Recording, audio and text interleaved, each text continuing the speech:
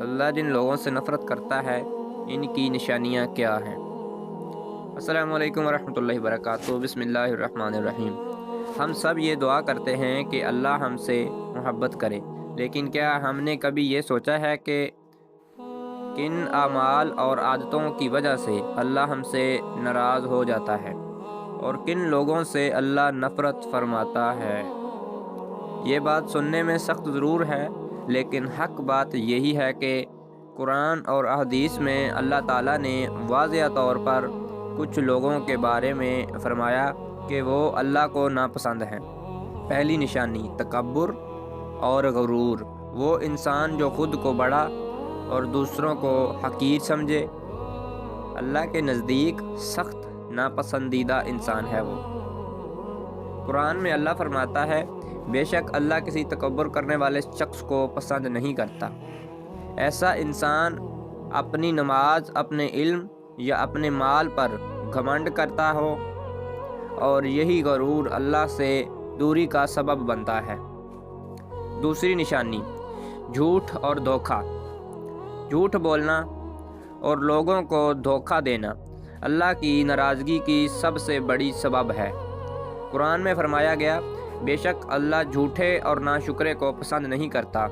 جو شخص بات بات پر جھوٹ بولے، وعدہ کرے اور پورا نہ کرے، اور ایمانداری کو مذاق سمجھے، وہ اللہ کی ناراضگی کے معمول میں آتا ہے۔ تیسری نشانی نماز میں غفلت۔ نماز کو بوجھ سمجھنا یا جان بوجھ کر چھوڑ دینا، یہ اللہ کی ناراضگی کی خطرناک علامت ہے۔ قرآن میں ارشاد فرمایا گیا، پھر ان کے بعد ایسے لوگ آئے جنہوں نے نماز ضائع کر دی۔ نماز چھوڑنے سے دل سخت ہو جاتا ہے، اور جب دل سخت ہو جائے تو اللہ کی رحمت دور ہو جاتی ہے۔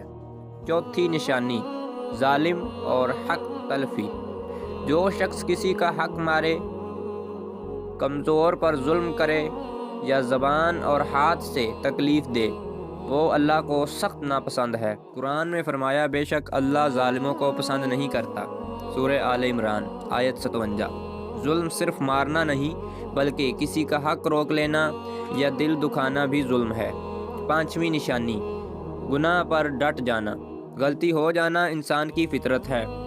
غلطی ہو جانا انسان کی فطرت ہے، لیکن گناہ پر شرمندہ نہ ہونا اور توبہ نہ کرنا اللہ کی ناراضگی کی علامت ہے۔ نبی کریم صلی اللہ علیہ وآلہ وسلم نے فرمایا، مومن گناہ کے بعد طامت محسوس کرتا ہے۔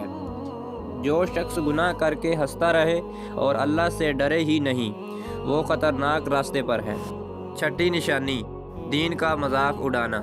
دین کی باتوں کو پرانا، بیکار کہنا، داڑھی کا، حجاب اور نماز کا مذاق اڑانا، یہ سب اللہ کی ناراضگی کا سب سے بڑا سبب ہے۔ قرآن میں فرمایا گیا، کیا تم اللہ، اس کی آیات اور اس کے رسول کا مذاق اڑاتے ہو؟ سورہ توبہ۔ آخری نصیحت اور دعا۔ یہ نشانیاں کسی کو نیچا دکھانے کے لیے نہیں، بلکہ یہ بتانے کے لیے ہیں کہ اگر آپ میں یہ نشانیاں ہیں تو آپ ان سے توبہ کر لیں۔ اگر ہم سب میں سے کسی میں یہ باتیں پائی جائیں تو ابھی بھی دروازے کھلے ہیں، کیونکہ اللہ توبہ قبول کرنے والا ہے۔ اے اللہ، ہمیں اپنی ناراضگی سے بچا، ہمیں اپنے پسندیدہ بندوں میں شامل فرما، ہمارے دلوں کو نرم کر اور ہمیں سچی توبہ نصیب فرما۔ آمین یا رب العالمین۔ کیا آپ یا آپ کے بچے گھر بیٹھے قرآن پاک سیکھنا چاہتے ہیں؟ Salman on line Quran academy آپ کے لیے لائی ہے گھر بیٹھے قرآن پاک سیکھنے کا بہترین موقع۔ یہاں بچوں اور بڑوں کے لیے 5 سال سے لے کے 55 سال تک کے لوگوں کے لیے ناظرہ قرآن، تجوید، مدنی قاعدہ، نماز اور دعائیں، حفظ القرآن، ترجمہ تفسیر، یہ تمام کورسز کروائے جاتے ہیں۔ سب سے اہم بات، ہمارے یہاں فیمیلز کے لیے فیمیل ٹیچرز اور میل کے لیے میل ٹیچر کا اسٹاف اویلیبل ہے۔ آن لائن کلاسز کا مکمل انتظام ہے۔ واٹس ایپ، زوم ایپ کے ذریعے کلاسز ہوتی ہیں اور روزانہ ٹیسٹ سسٹم کے ذریعے بہترین تربیت کی جاتی ہے۔ سب سے خاص بات، آپ کو دیا جا رہا ہے 3 دن کا بالکل فری ٹرائل کلاس۔ آپ کلاس لیں یا آپ کے بچے لیں، 3 دن بالکل فری ٹرائل کلاس دی جاتی ہے۔ گھر بیٹھے قرآن سیکھیں، چاہے آپ پاکستان میں ہیں یا بیرون ملک۔ داخلے کے لیے ابھی رابطہ کریں، نیچے دیے گئے واٹس ایپ بٹن پہ کلک کریں اور ہماری ٹیم سے بات کریں۔